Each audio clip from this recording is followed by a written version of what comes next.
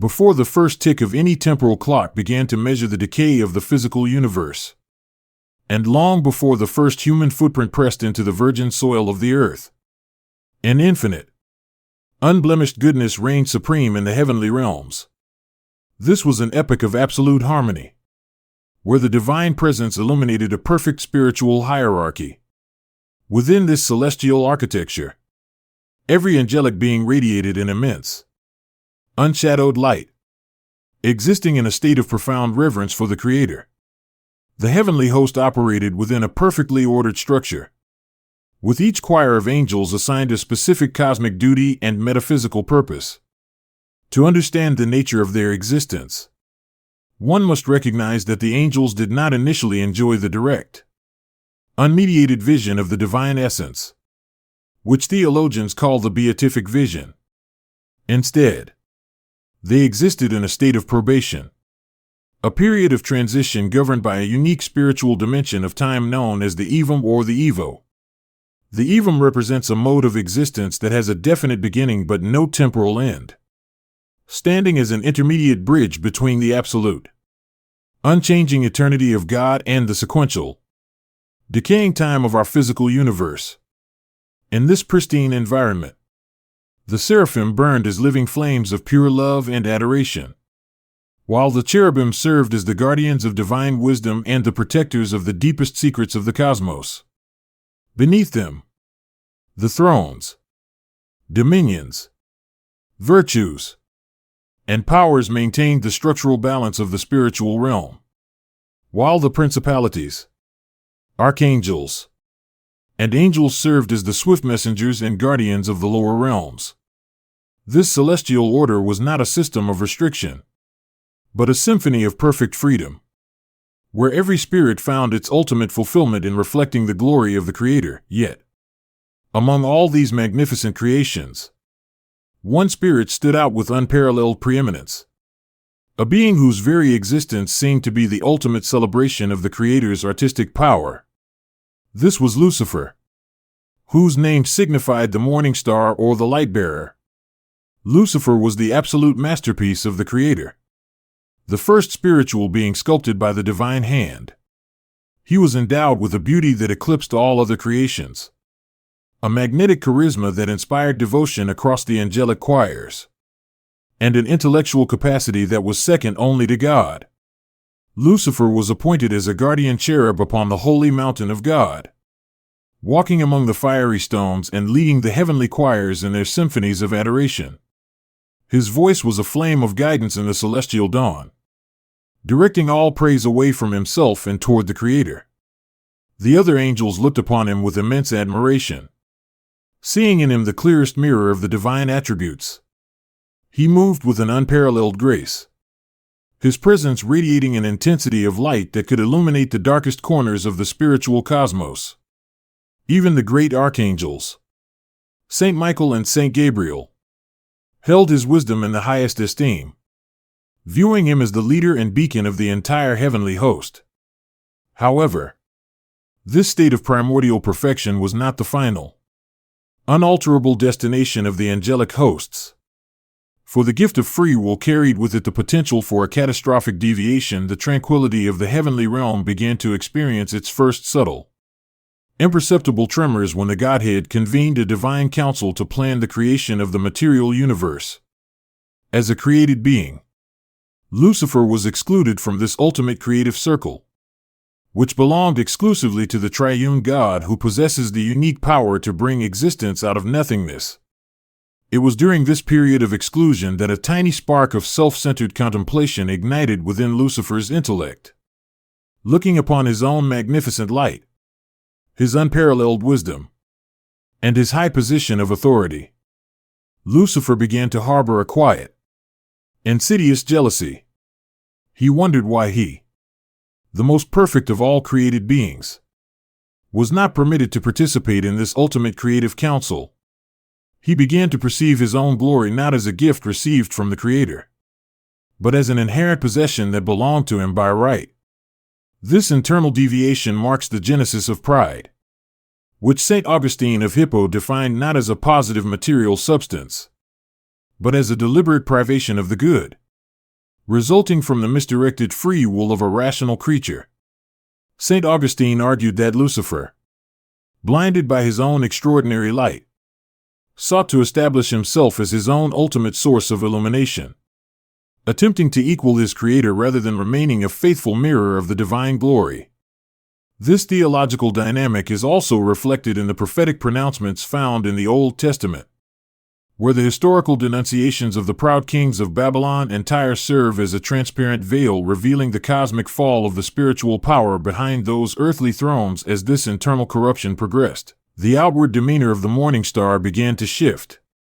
As he became increasingly introspective, enigmatic, and detached from his primary responsibilities, the celestial choirs, which he had once led with burning passion, noticed his growing silence and half-hearted participation. Seeing this transition, the archangel Saint Gabriel approached Lucifer in an attempt to offer fraternal comfort and understand the burden weighing upon his brother's heart. Saint Gabriel noted that Lucifer's brilliant light was growing increasingly restless and unstable. But Lucifer looked upon him with a cold, distant gaze, responding with a cryptic warning that there were deep matters of existence that even the high angels could not comprehend. Before turning away to avoid further scrutiny, recognizing the dangerous path his masterpiece was contemplating, the Creator intervened, calling Lucifer into the sacred silence of the divine presence.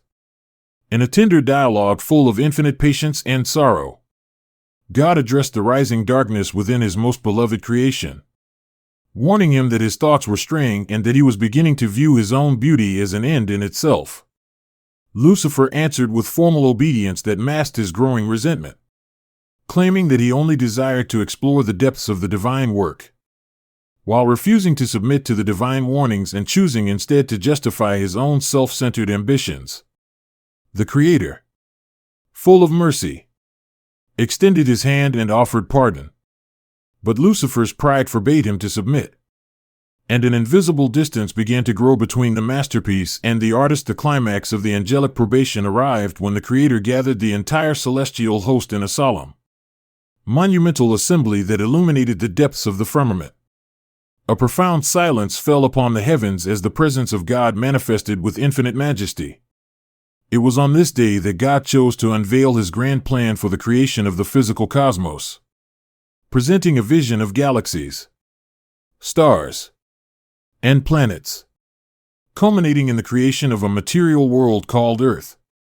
The Creator announced that on this world, he would create a unique being made in his own image and likeness, humanity, composed of both physical flesh and immortal spirit.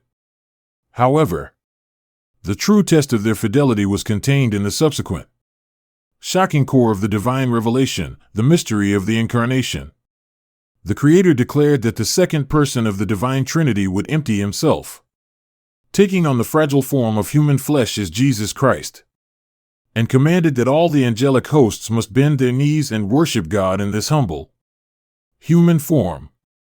To further challenge their spiritual pride, God revealed that a mortal woman, a physical creature of the earth, would be crowned as the Queen of Angels, elevated in honor and dignity above all the celestial principalities.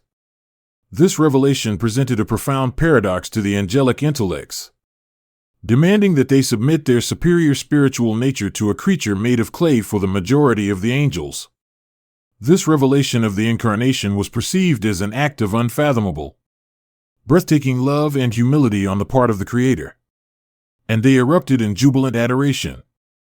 But for Lucifer, the idea of bowing before a fragile, mortal face of flesh and clay was an intolerable insult to his celestial dignity. His intellectual pride revolted against the hypostatic union, viewing the lowering of the divine nature to the level of humanity as an ontological absurdity. When the moment arrived for the angels to demonstrate their submission to the divine decree, Lucifer remained standing, his body rigid and his gaze fixed defiantly upon the throne. In a tone devoid of emotion, his voice cutting through the celestial worship like thunder, he uttered the definitive word of rebellion, "No." He turned his magnetic presence toward the assembled hosts. utilizing his immense intellect and persuasive charisma to launch a brilliant, calculated campaign of subversion. He argued that it was a humiliation for spirits of pure light to bow before clay and a crucified God, presenting himself as a champion of angelic dignity and freedom. He questioned whether God had lost his way, suggesting that the Creator was demanding an unacceptable submission that defied all celestial logic because angels are pure spirits who do not experience the physiological changes, emotional confusion, or sensory limitations of humans. Their process of decision-making is fundamentally different from ours. The scholastic tradition, synthesized by theologians, clarifies that the angelic choice was instantaneous, absolute, and irrevocable. Once an angel directed its will toward Lucifer's rebellion, its fate was eternally sealed, with no possibility of subsequent repentance, as their perfect intellects foresaw the entire consequence of their choice from the outset. Lucifer's words acted as a gentle poison, flowing through the minds of the celestial hosts and causing 1/3 of the angels to align themselves with his rebellion. These were not lesser spirits, but some of the most beautiful, wise, and powerful beings in heaven, who allowed their own vanity to eclipse their love for the Creator. They formed a massive, formidable army under Lucifer's leadership, convinced that they were marching toward a new era of independent glory where they would no longer be subordinate to any divine decree that violated their perceived dignity. As the whispers of rebellion grew into an uproar, a champion of the divine honor emerged from the lower ranks of the angelic hierarchy. This was Saint Michael, a relatively obscure archangel of lesser rank who possessed none of the natural preeminence or intellectual splendor of the morning star. Yet, as Lucifer's army began to solidify, Saint Michael stood before the defiant cherub and unleashed a cry that reverberated across the cosmos: "Who is like God?" These 3 words exposed the fundamental logical and ontological flaw in Lucifer's rebellion, declaring that no creature, regardless of its natural perfection, can ever compare to the infinite, uncreated source of existence. Saint Michael's cry was an act of supreme humility, and it pierced through the sophisticated, prideful arguments of the adversary, awakening the loyalty of those angels who had begun to waver. Saint Michael stepped directly into the path of the morning star, standing unyielding like an iron pillar, and declared that Lucifer's pride had blinded him to the true nature of love. He explained that the incarnation was not about humiliation, but the ultimate expression of divine love, and that Lucifer's refusal was a rejection of love itself, unable to withstand the blinding truth of Saint Michael's humility. Lucifer withdrew in silent, burning rage, and the division of the celestial hosts was complete. War erupted across the spiritual heavens, a clash of pure intellectual and spiritual forces. The rebel army, comprising 1/3 of the stars of heaven, fought with desperate, chaotic fury, attempting to establish their own sovereignty and overthrow the divine order. The faithful angels, guided by Saint Michael, met their assault with a quiet, powerful determination rooted in their love and trust for the Creator. The spiritual battlefield was illuminated by flashes of sheer energy as thoughts clashed against thoughts, and wills opposed wills. Despite the natural intellectual superiority of Lucifer and his high-ranking followers, they were systematically defeated by the faithful angels, who were empowered by the divine grace of the Creator. Saint Michael raised his sword of light to pronounce the final judgment of heaven, declaring that by the power of God, Lucifer must fall from his exalted position. The defeat of the rebel host resulted in their immediate, cataclysmic expulsion from the celestial realm, falling like lightning from the heights of heaven into the abyss. Upon their expulsion, the rebel spirits underwent a profound ontological transformation, turning from glorious angels into demons. The word demon, derived from the Greek daimon meaning genius, reflects their retention of their vast natural angelic intellects, but because they had completely severed themselves from God, who is the unique source of life, goodness, and beauty. Their existence became a perpetual state of spiritual starvation and self-inflicted torment. According to the theological insights of Father José Antonio Fortea, a fallen angel finds a cold, clinical pleasure in acquiring knowledge. But this very knowledge serves as a source of continuous suffering, as it constantly reminds them of the supreme good they have voluntarily and eternally lost. Furthermore, the demons experienced a devastating realization of their permanent condemnation during the historical event of the crucifixion of Jesus Christ. For centuries, they had contemplated the cross with a sense of malicious victory, believing they had successfully destroyed the incarnate Son of God. But the moment Christ surrendered his spirit, they understood that the sacrifice of the cross was the ultimate manifestation of divine love and justice, an act that redeemed humanity while sealing their own eternal condemnation without any possibility of pardon, driven by an intense, consuming hatred for the material creation that had taken his place in the divine plan. Satan directed his attention toward the newly created earth. His primary objective became the systematic destruction of humanity's relationship with the Creator. This terrestrial campaign began in the Garden of Eden, where Satan utilized his immense cunning to approach Eve in the form of a serpent, planting the initial seed of suspicion before offering the ultimate illusion of self-deification. Adam and Eve succumbed to this appeal to their vanity, fracturing the original harmony of the material world and bringing the cosmic conflict directly into the human heart. Satan's second major biblical confrontation occurs in the book of Job, where he appears before the divine presence to challenge the sincerity of human devotion, arrogantly accusing Job of serving God only because of the material blessings he enjoys. Though Job was subjected to devastating catastrophes, his faithful endurance proved that human love for God can transcend material transactions. Delivering a profound defeat to the accuser, the definitive conflict in the physical realm occurred in the wilderness of Judea, where Satan attempted to tempt the incarnate Word, Jesus Christ.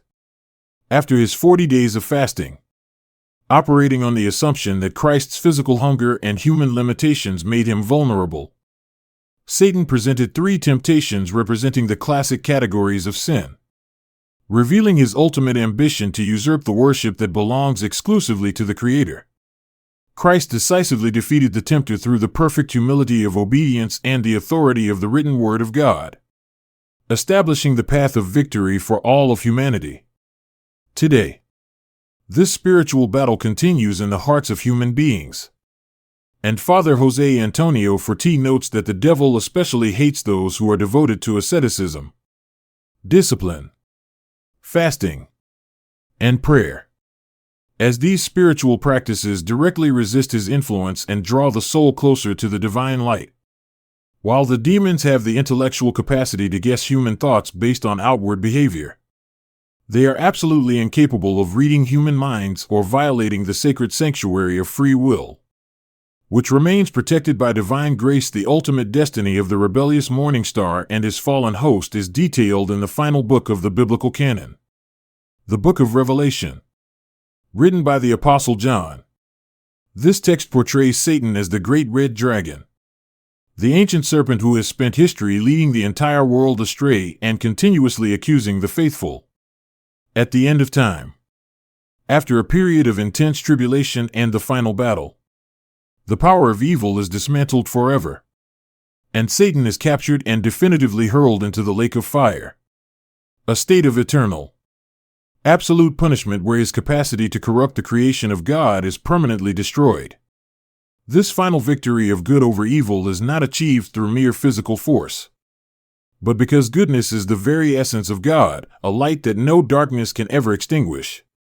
The cry of Saint Michael, who is like God, remains the eternal, unshakable truth that governs the cosmos, reminding all rational creations that the final victory belongs to the uncreated light of the Creator, whose love and justice will shine forever and ever.